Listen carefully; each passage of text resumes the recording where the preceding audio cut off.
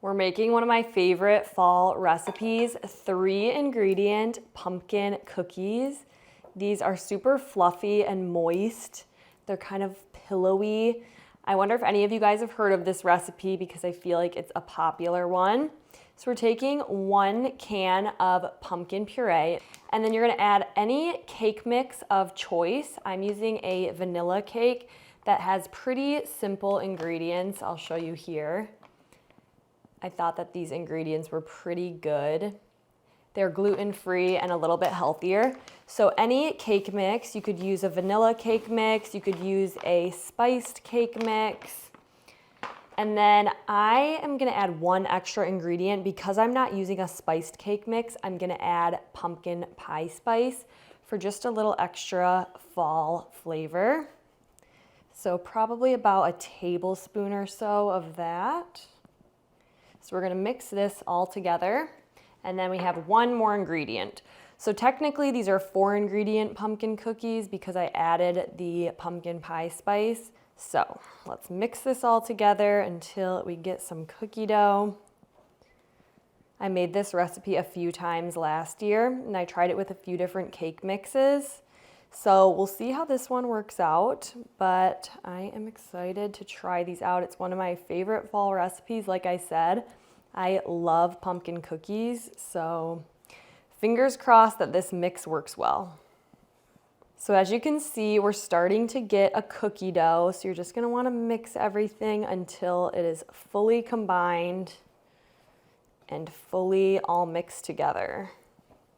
All right, so this is what the consistency is gonna look like. I love this vibrant orange color. Also, speaking of which, I finally switched over to fall nail colors, which I love. Let me know if you guys like this one or if you think it's too dark in the comments. So now we're gonna add our final ingredient to these pumpkin cookies.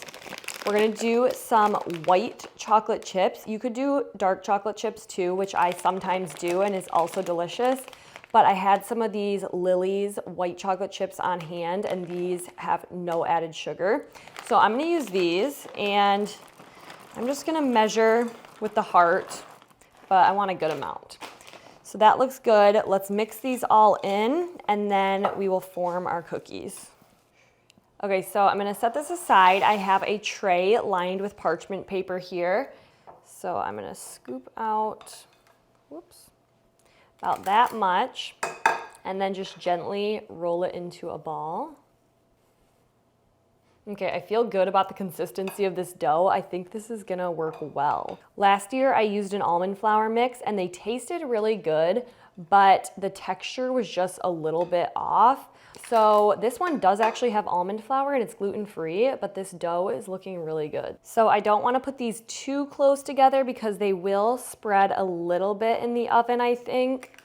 So I'm gonna stick with probably about a couple inches between each.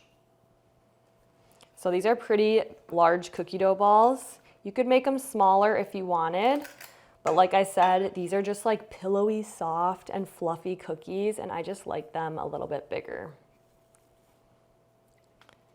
So we have all our cookie dough balls. For our next step, I'm just gonna slightly flatten these a little bit. Look at all those chocolate chips. These are gonna be so good. I love the combination of white chocolate and pumpkin. If you've never tried it, it's really good together.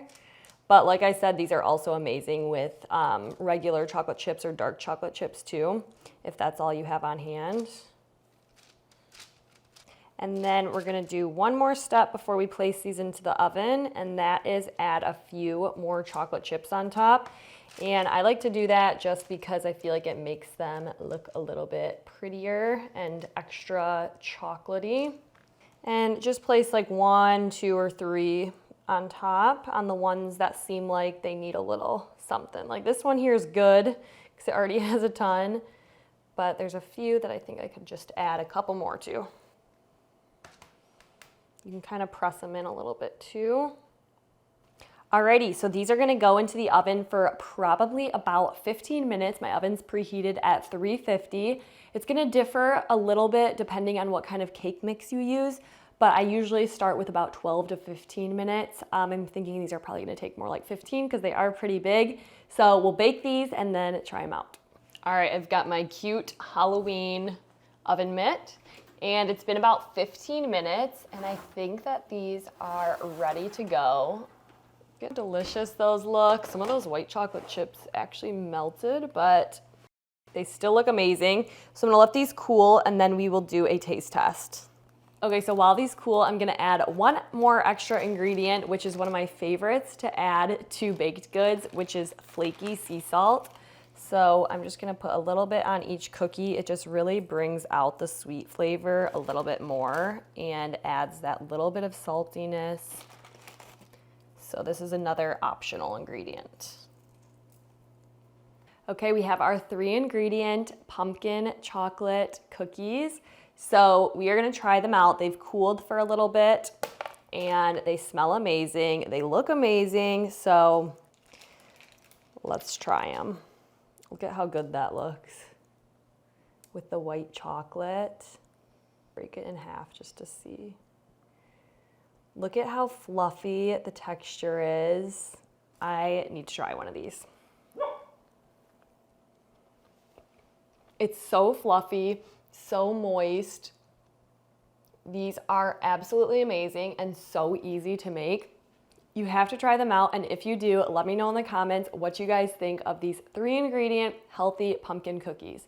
But I guess in my case, technically 4 ingredients.